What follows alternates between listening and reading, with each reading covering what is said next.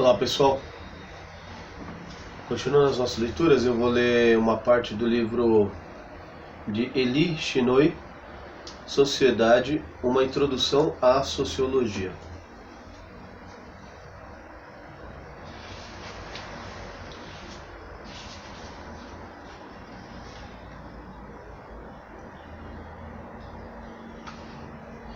Índice, introdução, prefácio, primeira parte, perspectiva sociológica. 1. Ciência sociológica. A sociologia como ciência, a objetividade da ciência, ciência e conceito, problema de jargão, a natureza dos conceitos, o uso dos conceitos, a ciência e teoria, o valor da sociologia. 2. A sociedade e cultura, comportamento padronizado e vida coletiva, sociedade e cultura, os componentes da cultura, a organização da cultura, o papel e status, grupos, categorias e agregados estatísticos, tipos de grupos sociais, tipos de sociedades. 3. Diversidade e uniformidade.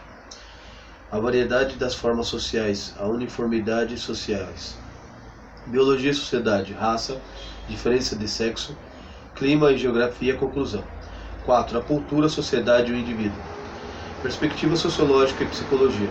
O indivíduo como produto social. A explanação sociológica do indivíduo. Órgãos de socialização. O processo de socialização.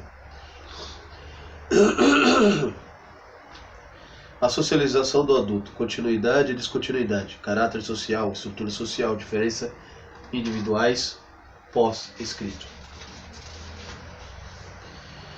5. Análise sociológica.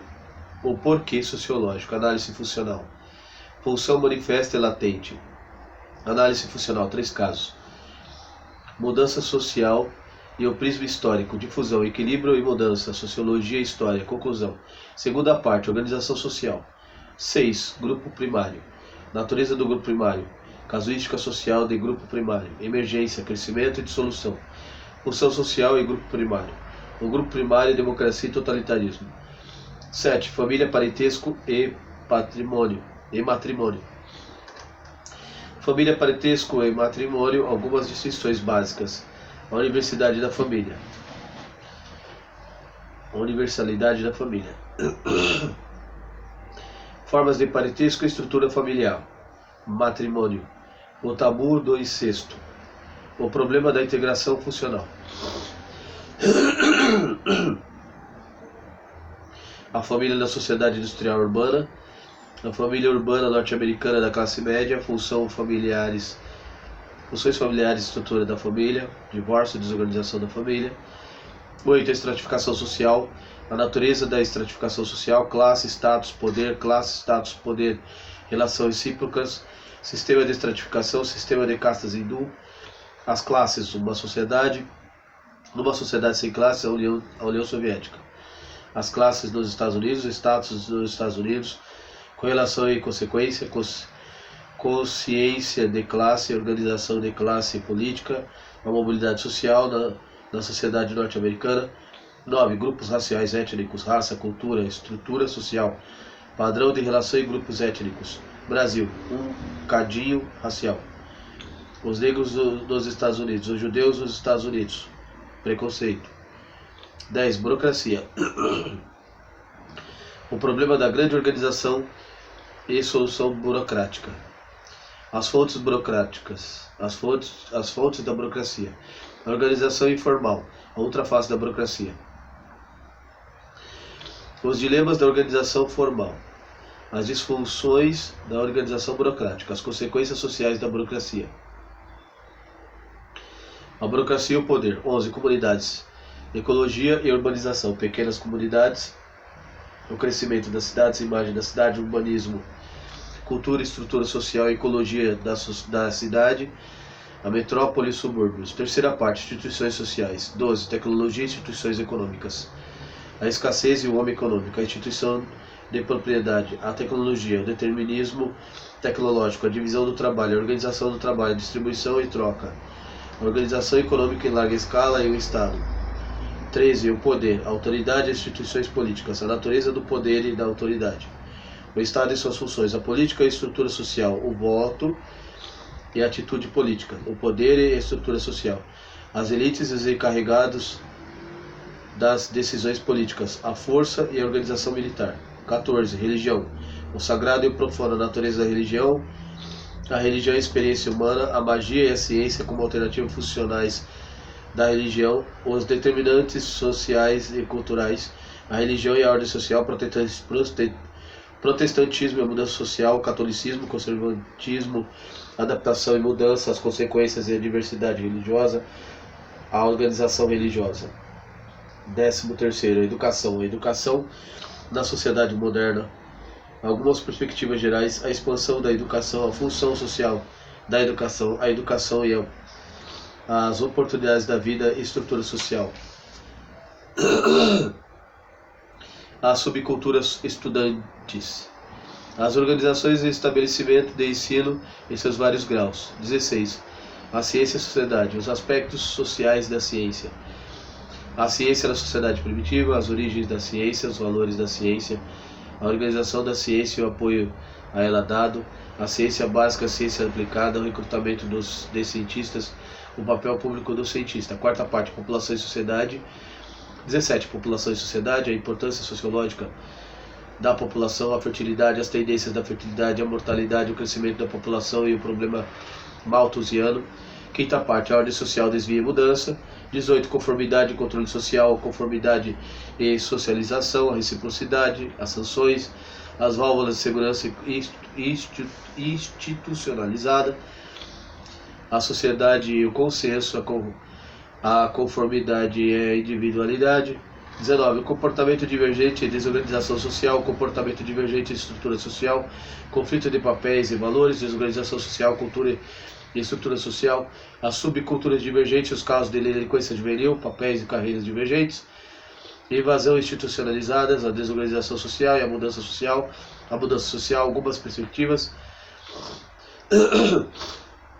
o atraso cultural e ritmo de mudança, os movimentos sociais, a ideologia dos movimentos sociais, organização e liderança, a mudança social e a sociedade moderna. Sexta parte, conclusão, utilidades da sociologia, biografia completa.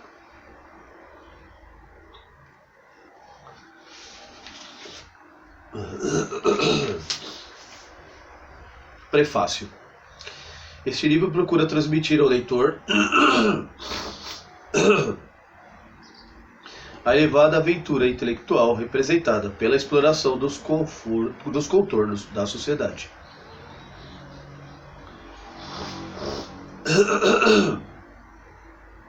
Uma exploração que conduz ao mesmo tempo ao esotérico e ao mundano, que se coloca em cismos difíceis de abstração para planos concretos de descrição, que exige de quem se aventura a habilidade ou disposição para buscar o sutil e o profundo do corriqueiro.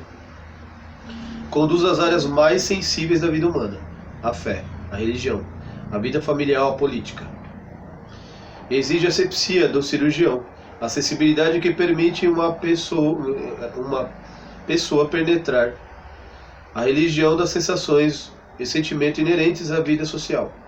O objetivo específico desse livro são, primeiro, apresentar os conceitos principais que definem a perspectiva sociológica, segundo, explicar e ilustrar a natureza da análise sociológica, terceiro, oferecer um quadro amplo da sociedade pelo exame das principais instituições e formas da organização social que nela se contém. E quarto, sugerir as dimensões de importantes problemas teóricos de persistência e relevância. Por exemplo, as relações entre indivíduos e sociedades, as condições sociais que estimulam a conformidade e incentivam o comportamento divergente, e as causas, consequências das tendências principais, como a burocratização, o crescimento das cidades e o progresso da ciência. Na busca de tais objetivos, mesmo em nível elementar, defrontamos necessariamente com as questões fundamentais da sociologia. As respostas a muitas dessas perguntas exigem agora uma concordância substancial, embora persistem, como onde sempre persistirem, importantes diferenças teóricas. Uma introdução à sociologia será, portanto, inevitavelmente uma forma de inventar um esforço por expor concisamente muita coisa no corpo central do pensamento sociológico. Tal exposição refletirá, sem dúvida, de certo modo, pontos de vista particulares do autor, mas espera que este livro proporcione uma análise dos princípios de sociologia que permite ao leitor compreender objetiva e sistematicamente, assim, a disciplina como as realidades da vida social que ela procura abranger. Assim que vê impressa a sua obra, é provável que o autor lhe reconheça as deficiências. Para o autor de O Compêndio, essa percepção é facilitada pelas críticas e sugestões livres e irrestritamente oferecidas por seus colegas estudantes. Uma segunda edição lhe proporciona a oportunidade de voltar ao livro e procurar remediar as falhas, bem como atualizá-lo. As principais adições que aqui se fizeram consistem no estudo mais amplo da socialização, numa consideração explícita dos problemas da mudança social, numa discussão das instituições educacionais, no desenvolvimento de vários outros tópicos, burocracia, instituições econômicas. O negro nos Estados Unidos, por exemplo, foi ampliado a fim de incluir não só dados, mas também problemas recentes não ventilados da primeira edição. Atualizaram-se referências, substituiu-se material superado por melhores ou mais novos descobrimentos de pesquisa. Sugestões foram revisadas e ampliadas para incluir obras significativas publicadas depois que o livro apareceu pela primeira vez. Fez-se esforço no sentido de esclarecer os pontos que os leitores acharam intricados ou ambíguos. Quem quer que tente apresentar ideias básicas de uma disciplina, ilustrando-a e documentando-as com fruto de pesquisa, torna-se inevitavelmente devedor de todos os estudiosos de cujas contribuições se serviu. Essa dúvida é reconhecida no texto de uma maneira usual. Além disso, há diversas pessoas que devem obrigações especiais. As perspectivas gerais que caracterizam o livro foram assinaladas e influenciadas por vários dos meus professores, dos quais me reconheço gratamente devedor do falecido J. Rooney, que me fez ver o estudo da sociologia como uma disciplina racional humana, Robert S. Linde, por sua insistência sobre o compromisso moral do cientista social e sobre a necessidade de não perder em vista os verdadeiros homens e mulheres cujas vidas são apenas parcialmente encerradas nas abstrações da sociologia, e Robert K. Merton, não só por suas consideráveis contribuições, mas também por transmitir a natureza e a emoção da análise sociológica. Minha dívida maior é para com Charles H. Page, amigo e colega e editor. Utilizei-me à larga do seu vasto saber, de sua crítica erudita, mais sua ajuda editorial que contribuir materialmente para dar a este livro as virtudes que ele possa ter. Muito aprendi com meus colegas do Smith College, com os quais participei de um esforço cooperativo para ensinar sociologia a estudantes, e dos muitos alunos cujas perguntas e interesses dirigiram minha atenção para os problemas importantes. Por meus comentários e críticos sobre a primeira edição, suas sugestões para a edição revista, compreende-me agradecer a Irving Louis Horowitz, Charles Rummel, Douglas Rennie, Mildred Weil e, sobretudo, a Petra E. Rose. Sou grato também a outros colegas estudantes que corrigiram meus erros e ofereceram sugestões específicas e me proporcionaram o estímulo do seu interesse. A minha esposa, Ellen Krishnoi, não somente suportou as dificuldades decorrentes ao esforço inicial e da segunda tentativa, enquanto prosseguia em sua própria atividade estudiosa, mas também ofereceu a significativa contribuição do seu juízo crítico e das suas qualidades de revisora. Illinois, Northampton, Massachusetts, 1967. Ciência e sociologia. A sociologia como ciência. A sociologia procura aplicar ao estudo do homem e da sociedade os métodos da ciência. Funda-se na suposição comum a todas as ciências sociais, de que o método científico pode oferecer significativa contribuição ao nosso conhecimento do caráter, das ações e das instituições do homem, e a solução dos problemas práticos que os homens enfrentam em sua experiência coletiva. A maneira explicitamente científica de encarar o estudo da vida social surgiu no século X. A própria palavra sociologia, entre aspas, foi inventada por um filósofo francês, Auguste Comte, que apresentou um minucioso programa de estudo científico da sociedade numa série de volumes publicados em 1830 a 1842. No fim do século X já aparecera pequena coleção de classes sociológicos, ainda hoje importantes. Nos Estados Unidos, onde a sociologia deitou raízes mais fundas, criaram-se sociedades sociológicas norte-americanas, iniciara sua publicação American Journal of Society, e a sociologia era ensinada em várias das principais universidades. A despeito desses primórdios, entretanto, a sociologia é essencialmente uma disciplina do século XX. Muitas de suas ideias e a maior parte de seus dados seguros só se acumularam a partir de 1900. A semelhança de outras ciências, acelerou-lhe o progresso e proporcionou a proporção que aumenta o número de sociólogos e se amplia os recursos disponíveis para a pesquisa. A resistência contra o estudo científico da sociedade foi diminuindo gradativamente, embora ainda não tenha desaparecido de todo, mas muitos decênios foram necessários para que a sociologia obtivesse plena aceitação como legítimo campo acadêmico. Com efeito, nas décadas de 1950 e 1960, algumas das principais escolas superiores, Johns Hopkins nos Estados Unidos e Oxford e Cambridge na Inglaterra, por exemplo, incorporaram finalmente a sociologia a seus currículos, quando se estabeleceu a função nacional da ciência nos Estados Unidos. Após a Segunda Guerra Mundial, para amparar a investigação científica, a sociologia foi inicialmente excluída, mas envolvido alguns anos,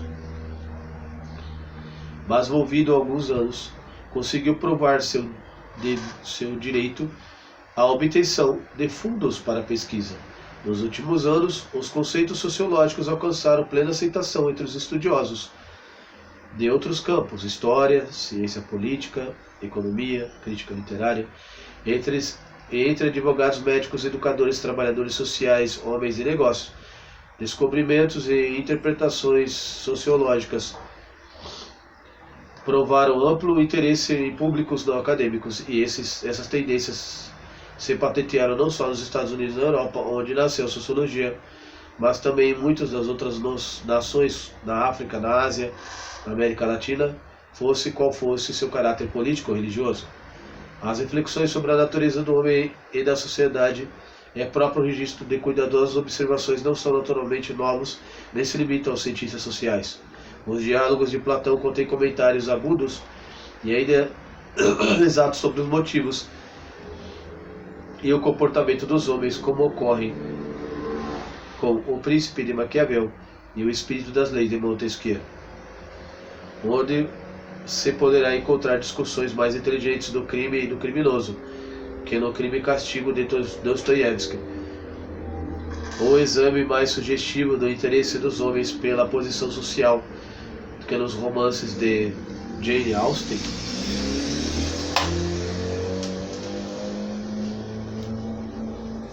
Os sociólogos deveriam ignorar esses mananciais de penetração e compreensão. Os sociólogos não deveriam ignorar esses mananciais de penetração e compreensão, nem desprezar as peças de Shakespeare, os ensaios de Montaigne, as obras romancistas, dramaturgos, críticos literários, filósofos e teólogos. Mas a ciência social não pode satisfazer-se com penetrações literárias e reflexões filosóficas.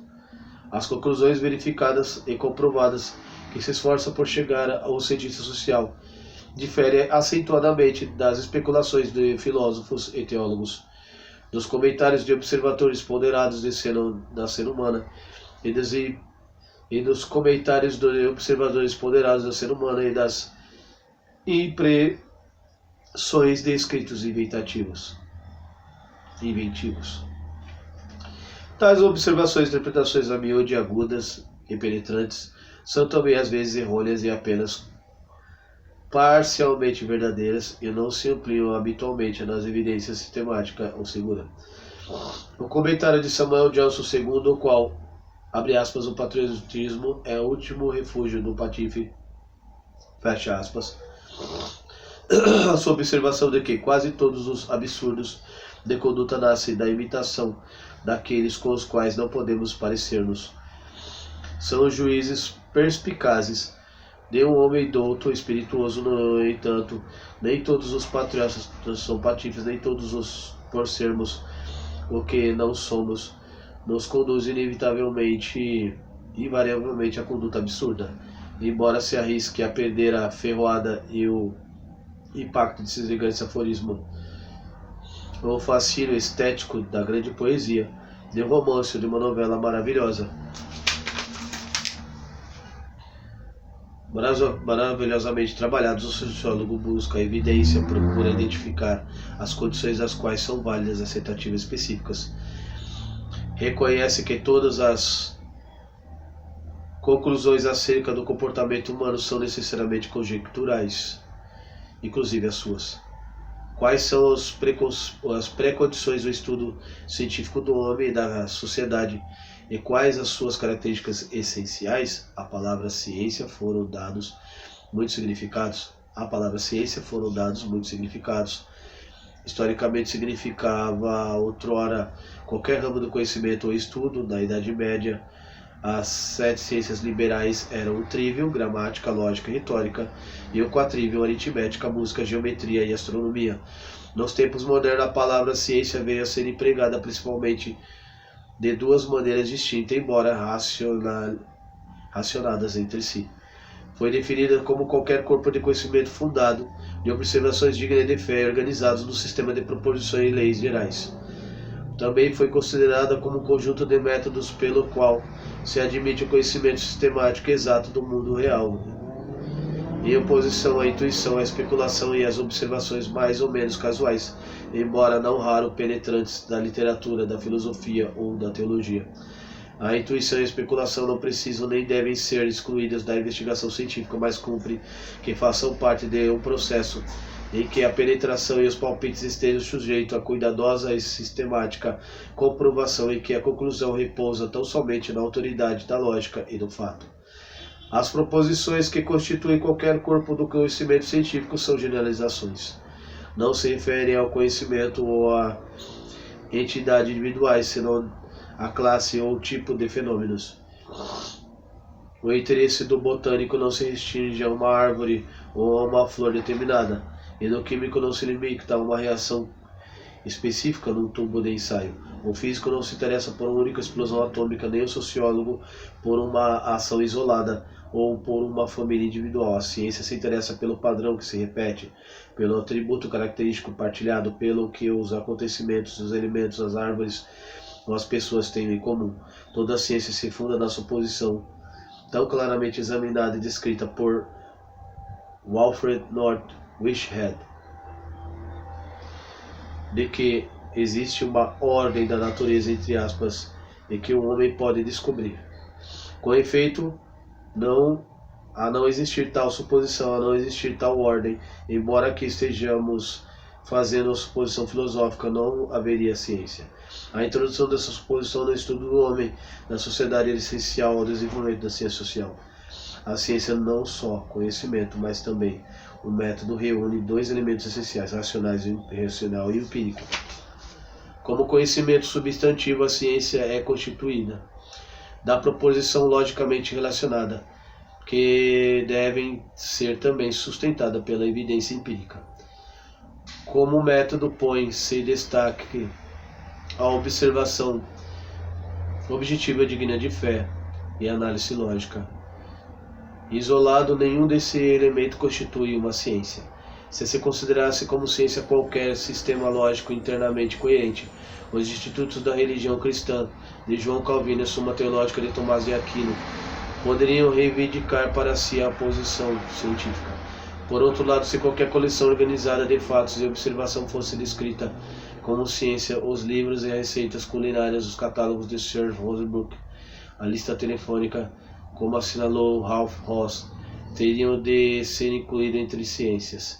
As generalizações científicas devem ser sujeitas direta ou indiretamente à comprovação experimental. Grande parte do pensamento social registrado no passado contém teorias que procuram reunir em esquemas lógicos do conhecimento de que dispomos sobre o homem e a sociedade. Mas, por mais lógica e razoável que sejam as generalizações contidas nessas teorias, elas só terão posição científica se forem confirmadas por evidência digna de confiança. Frequentemente se apoiam apenas em exemplos isolados e observações casuais. Entretanto, os fatos apenas não falam por si mesmos, somente quando se acham relacionados uns aos outros ou ideias gerais. Podem ser reunidas num corpo de conhecimentos científicos. O fato de uma lâmpada elétrica emitir luz só adquire importância científica quando ligado a outros fatos, que dizem a respeito não apenas da eletricidade, mas também do filamento da lâmpada. O fato de aumentar apreciavelmente o número de proposições de estudantes do curso superiores nos Estados Unidos nos últimos anos só obtém significado sociológico quando esse aumento se relaciona com o estado da economia, os valores da sociedade e outras características da vida norte-americana contemporânea. A objetividade da ciência. A principal característica, assim, da análise como observação científica é a objetividade. A validade de qualquer conclusão e a fidedignidade de qualquer observação são ou deveria ser independente dos valores e crenças do cientista. 2 mais 2 é igual a 4, seja a soma feita por um comunista, um católico, um muçulmano, um feiticeiro africano. As mulheres dos Estados Unidos, como na maioria dos países, vivem mais tempo do que os homens. E essas conclusões deveriam chegar assim os homens como as mulheres, como base nos dados que se dispõe. De que dispõe. O cientista procura seguir seus dados e a lógica de sua análise onde quer que possam conduzir-nos. Teoricamente, ele conserva sua opinião filosófica, suas fidelidades políticas, suas crenças religiosas, suas preferências sociais e seus sentimentos pessoais, de modo que não exerça a menor influência nos resultados que obtém. Cumpre-lhe evitar os preconceitos que, no entender de Francis Bacon, advogado do século XV2, de uma forma empírica de estudar a natureza, abre aspas, assediam de tal maneira o espírito dos homens que a verdade dificilmente consegue descobrir uma entrada por eles, fecha aspas. Bacon identificava 4 espécies de preconceito ou ídolos, como o chamava: ídolo da tribo, as limitações derivadas das deficiências naturais da compreensão do homem, ídolos da caverna, as falsas noções de que o indivíduo adquire, da educação, do hábito e do acidente, ídolos do mercado, a confusão introduzida pela natureza da linguagem, o ídolo do teatro, ideias derivadas desse sistema de raciocínios filosóficos. É provável que a objetividade seja muito mais difícil de se conseguirem em todas as ciências sociais do que nas ciências naturais, pois os homens trazem inevitavelmente ao estudo de si mesmo e da sua sociedade um conjunto de ideias que ele pode influenciar as observações e conclusões, como demonstraram claramente os psicólogos. Os homens veem com frequência de que estão preparados para ver, ou que desejam ver, o fato de que se advertem, ou mais precisamente, os fenômenos do mundo que os rodeia e que eles referem como fatos, são, na maior parte, determinados pelas coisas que aprendem, pelas crenças que adotam, pelos valores que aceitam. Porque os homens adquirem necessariamente um grande número de ideias e opiniões, à proporção que crescem e se convertem em membros adultos da sociedade. Os sociólogos trazem a sua investigação numa série de ideias pré-concebidas que precisam eliminar ou controlar a fim de evitar observações eivadas de preconceitos ou interpretações falseadas de seus descobrimentos. Ninguém pode funcionar como membro da sociedade sem ter algum conhecimento da maneira pela qual os homens se comportam, dos motivos que os impelem, dos costumes e convenção que preponderam. Na realidade, esse conhecimento proporciona, na medida substancial de previsibilidade que permite aos homens viverem juntos, sem lutas e dificuldades intermináveis. Considere-se não apenas incerta e desconcertante, séria, nossa vida cotidiana, se nos fosse impossível predizer como agiriam estudantes e professores, motoristas de ônibus e caixeiros de loja, caixa de bancos, policiais, pais e noivas.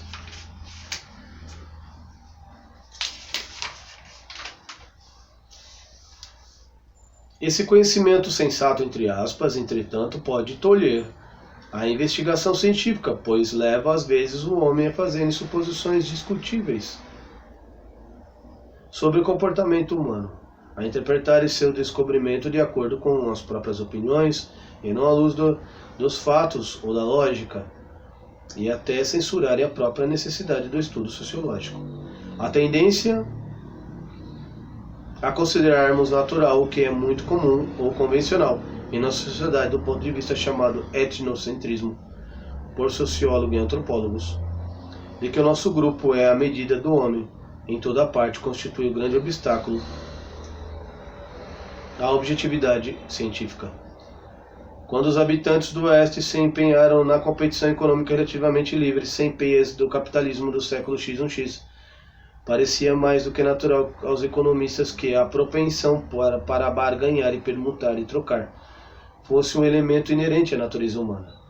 A evidência comparativa de muitas sociedades, entretanto, contraria esta suposição. A forma e a extensão da troca econômica e os valores que elas se dão varia muitíssimo em diferentes partes do mundo.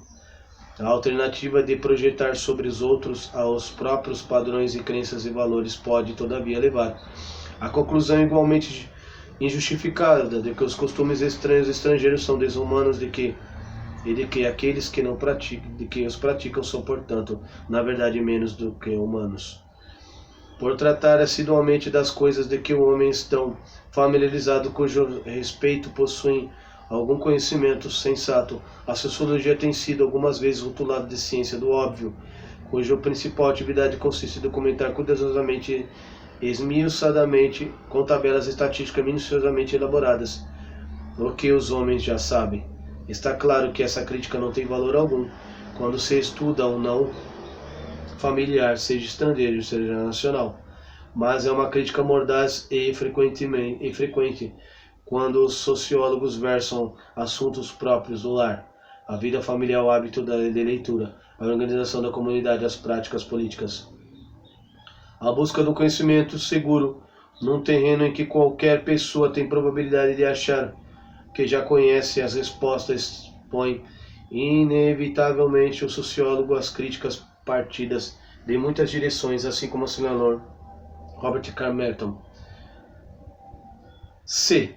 A investigação sistemática apenas confirmar o que tem sido amplamente suposto, o sociólogo será naturalmente acusado de entender-se sobre o óbvio.